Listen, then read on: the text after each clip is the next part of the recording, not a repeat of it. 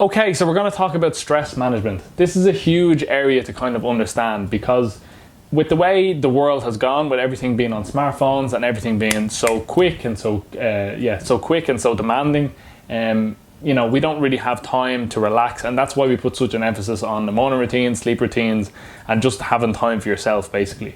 So I'm going to get into this just a little bit. So if you have any questions off the back of this, please reach out and ask us. Happy to answer anything. Okay.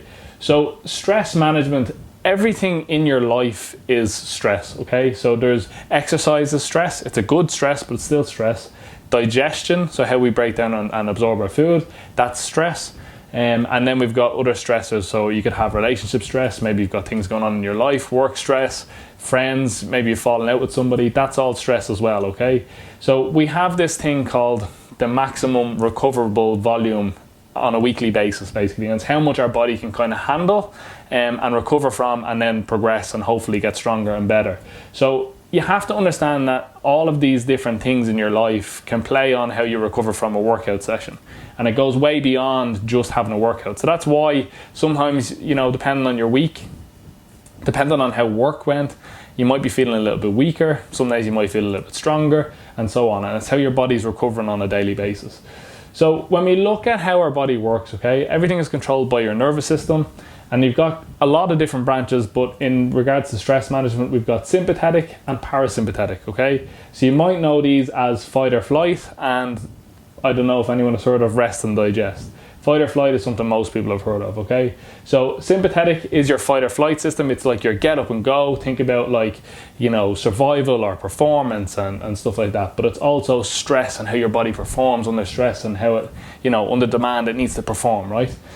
And then your parasympathetic is the complete opposite. So you've got rest and digest, okay? So as it suggests, it's about relaxing, recovering, digesting food, and so on, okay? So I'm hoping, as you can see here, if one of them controls rest and digest and the other one is fight or flight, you can probably guess that there's not much rest or digest that's going on when sympathetic is on overdrive and parasympathetic is not performing.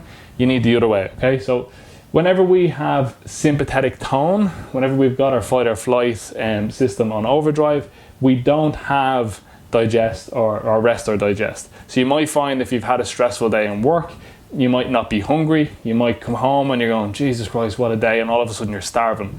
This is exactly what's going on. Your fight or flight was taken over, shuts off the likes of the hormones and the receptors going to the likes of your digestive system, and it shuts off all of that sort of stuff, so you don't actually feel hungry. But it also means you can't rest, you can't recover. So whenever this is on overdrive, you need this to then take over and help you recover, okay? So it's crucial that we do that. And as you can see, or as I said before, everything in life is stress. So we need to be able to manage it somehow, okay?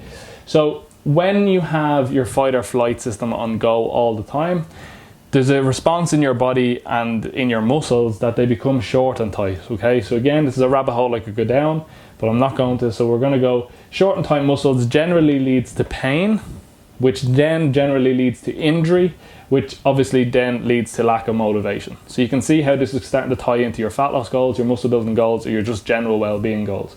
So we want to make sure that we're managing our stress so that we've got an equal balance between fight or flight and rest and digest, that none of this kind of happens and we can perform at our best, okay?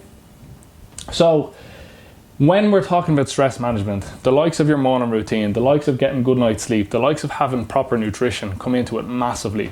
But these are things here as well that have massively helped me, and they've been proven to kind of help with stress as well. So journaling is probably the biggest thing. And what you're looking for in journaling is essentially you're just looking to reflect. So reflection, and that leads to learning. So say, for example, you did have a rough day in work.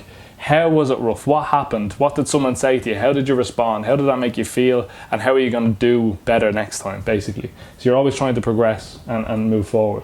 Then gratitude. What are you thankful for? There's a great phrase out there that life doesn't happen to you, it happens for you. So you're always trying to grow. So what are you thankful for? How did that situation make you feel, and how are you going to grow? That you're then thankful for that lesson, and so on. Or you could be thankful for a person who helped you in that situation. You could be thankful for anything really, but gratitude and practicing gratitude, just taking the good from every situation is very, very, very powerful.